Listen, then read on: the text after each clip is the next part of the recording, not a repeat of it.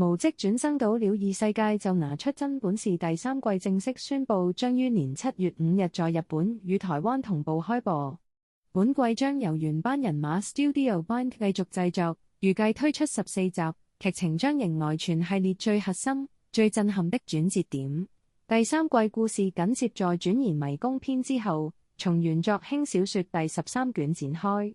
魯迪烏斯一邊背負着失去父親保羅的悲痛，一邊在希路菲的體諒下，正式迎娶洛奇希為第2任妻子，開始了三人同居的新婚家庭生活。第三季的劇情將揮別前期的校園與日常生活，開始走向高張力的戰鬥與世界觀揭秘。艾莉絲修行篇強勢回歸，動畫官方釋出的獨立預告中，重點展現了自第一季結尾離去的少女艾莉絲格雷拉特的現況。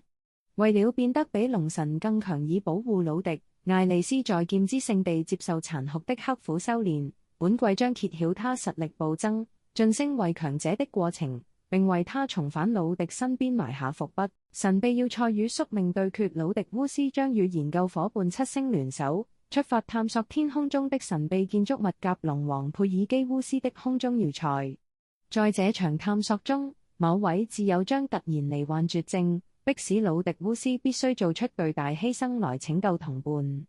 同時，幕後黑手人神的真正企圖即將明朗。魯迪烏斯與戰力天花板龍神奧爾斯蒂德的第2次宿命大戰也將正式引爆。